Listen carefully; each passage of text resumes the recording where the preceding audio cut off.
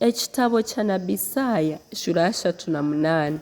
Hezekiya okwongerwaho emyaka. Omu biro ebyo Hezekiya akarwara yahika aha ncwamba za rufu. Nabbi Isaaya mwene Amozi yija ahari yamugira ati, oku niko Mukama arikugamba nagira ati, tebeekanisa eka yawe ahabw'okuba noija kufa toriwo kukira. Aho naaho Hezekiya yahinduka yareeba ekisiika yashaba Mukama nagira ati, ai Mukama ninkweshengyereza ijuka hati okungendiire omu maisho gawe omu bwesigwa n'omutima oguhikire ninkora ebi orikusiima. Yarra munonga. Bwanyuma ekigambo kya Mukama kija ahari Isaaya nikigira kiti, garukayo ogambire Hezekiya oti, oku niko Mukama Ruhanga wa Dawudi shwenkuru arikugamba nagira ati, nahurira okushaba kwawe kandi nareeba amarira gawe. Reeba, ninyija kukongeraho emyaka 15. Ndyakujuna iwe n'orurembo oru omu mikono y'omugabe wa Siriya kandi ndyarurinda. Aka niko kamanyiso aku Mukama akuhiire akarikuhamya kwarikwija kuhikiiza ekyagambire. Reeba, ekicuucu ekyaha ky'okugyeresa kya Ahazi ekirikureetwa izooba eririkurenga ninyija kukigarura enyuma entambu 10.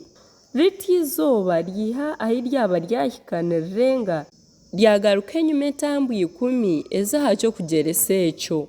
Ebi Hezekiya omugabe wa Yuda yahandiikire obu yarwara akakira nibyo ebi. Mbiire ningira nti nshemereire kurugaho nkiri ahagati y'emyaka yange, naza kuraba omu marembo g'okuzimu ncwirweho emyaka yange.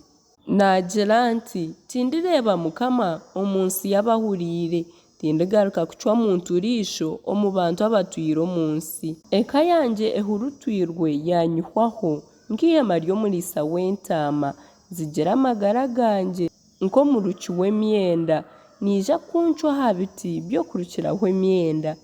Okwiha omu kasheshe okuhisa nyekiro omarramu kimwe amaani.